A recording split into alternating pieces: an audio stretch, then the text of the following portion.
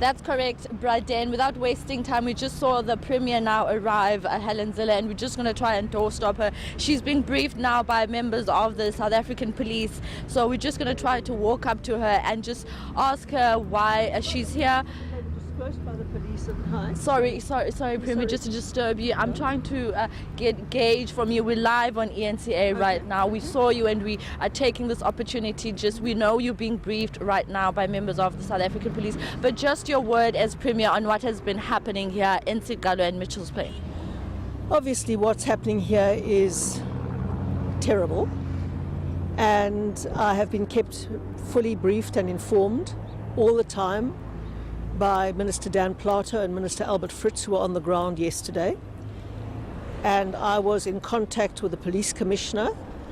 They sent an entire platoon. The members have been here all night, and they've done a very, very good job. The situation is now calm. The two groups have dispersed and gone back to their homes. And I'm very pleased to see that this morning the situation is calm and the traffic is flowing. I'm fully briefed on the background of this matter. I will be writing about it this weekend, but this nightmare scenario has been dealt with well. One person was tragically killed when a taxi drove through the crowd, which was a horrific situation last night. Two people were injured in shooting, and they are in hospital, but fortunately they're alive. So the situation is very serious. It is of great concern to our government. Our caucus is meeting on this matter at the moment, and I'm just here on the ground to find out firsthand what is happening after having been in contact with General Jula late last night for the last time, and with very senior government politicians. Premier, we haven't seen government, figures coming into communities when incidents of this nature happen. What did it take for you to come here this morning? Because protests have spread across greater parts of the Western Cape. We've seen more than one service delivery protest in the space of about 2 weeks. Vrygrond, Kropo, several other communities are facing similar challenges. What did it take for you to actually come out today? Well, yesterday we had a very challenging situation, and obviously when we face situations like this, I am in contact with the people on the ground all the time. And last night we decided in consultation with each other that I needed to come out here this morning and see firsthand what was going on. Much of the work in these crisis situations, especially by politicians, is not done on the ground. It is done behind the scenes.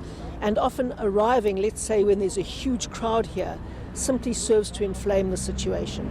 So now that the situation is calmed down, I can come and get first-hand information from the police on the ground, from people on the ground who've been witnessing it, without causing the flare-up to increase. All right, before I let you go, Premier, these residents from Siqalo obviously took to the street in protest over service delivery.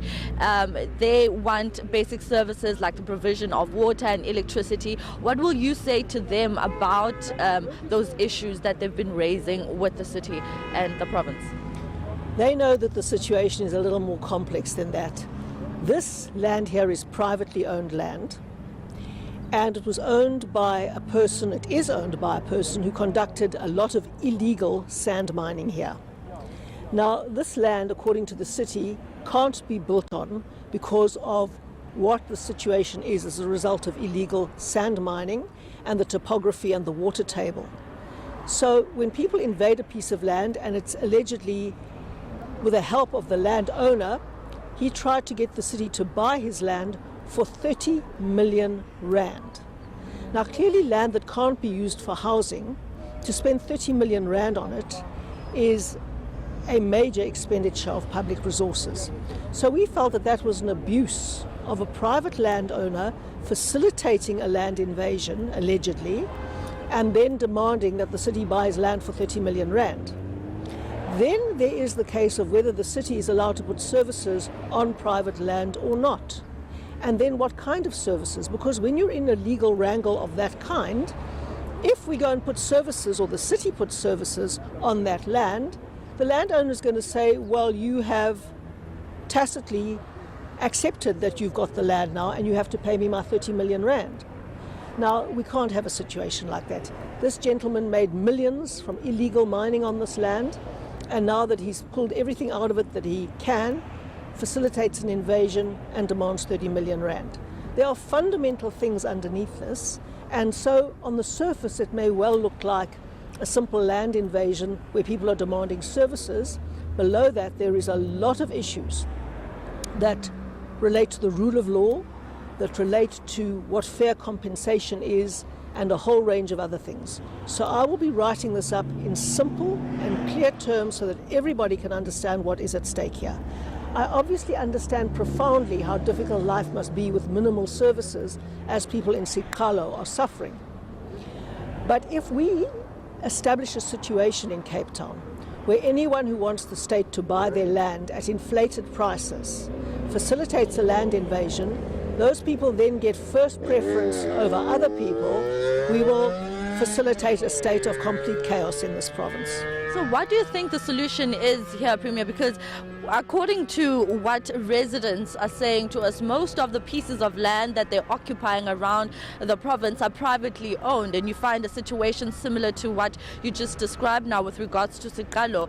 What is the solution to this? Because also residents from Mitchells Plain, one of their cries was that, like you said, they now moved further up in the housing list where it looks like they're jumping the queue.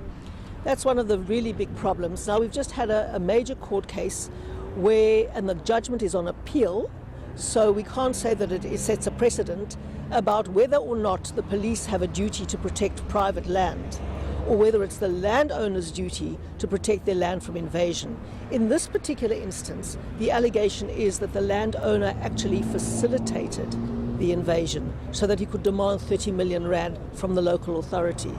And that matter is a critical matter, because otherwise anybody anywhere who owns a piece of land that he wants to sell or can't sell at the market value that he thinks he wants, then does something like this. So there are critical issues behind the scenes here. And quite frankly, I've heard a rumor that the gentleman who owns this piece of land now wants to give it over to us, or if he just wants to give it to us, that's fine, then we can deal with it properly. But we cannot establish a situation where people can facilitate and help a land invasion, demand a lot of money for the state for their property, so that the state can then service the site. What will be the solution in a case whereby he does give the land to the city for people to start, formally occupying it? Well, then we have to look at it. The city studies on this land, and you can see that it's been mined, so it hasn't got a flat base, and it's when you mine on a low surface, on a high water table, you're going to have incredible problems with drainage and other things, and that costs literally billions of rands to fix a drainage problem in a site like this. And now that the place is covered in shacks, what you're going to have to do is move people out first so that you can fix the drainage problem and move people back in, for example. And if you move people out and put them somewhere else, then you're going to get, for example, what the people in Mitchells Plain say, why are they getting precedence over the backyarders in Mitchells Plain? These things are highly complex. They're not simple. And these things called just service delivery protests. It's a nice little phrase to cover up so much more. All right, thank you very much, Premier. Thank you for your time. That was a Premier of the Western Cape, Helen Zille, just explaining the complexity around the issues here in the Western Cape that have to do with housing, which is why she's saying that she's here today and she wants to see exactly, what the situation is, as she's been briefed by members of the South African police right now. And as you can see, she'll continue to be here for as long as she can get all the necessary information that she needs so she can take this up on provincial government level. Okay, well, Athi, well done there for speaking to the Premier on site there as you're monitoring the situation for us. Earlier this morning, I interviewed a member of the Mitchells Plain United Residents Association who said things were calm and they were trying to reach out to some of the leaders of Siqalo informal settlement. From what you saw as you were driving to Mitchells Plain this morning, besides the police presence, are things calmer now? Very calm, Braden. Yesterday morning when we arrived, it was a completely different scene, a very tense atmosphere where you had something that looked like a standoff between two communities. Then after that, police moved in and they tried to maintain law and order. Then at night, Braden, because normally when incidents of this nature happen, they normally happen in the very early morning hours or late at night. So at night, that's when that man unfortunately passed away and a couple of people were injured. And then this morning, Braden, on our way, it's very peaceful. I mean, roads leading to the area that were previously closed off are now open. Traffic is free flowing, and as you can see, police are here in their numbers to continue to maintain law and order and restore calm to this community.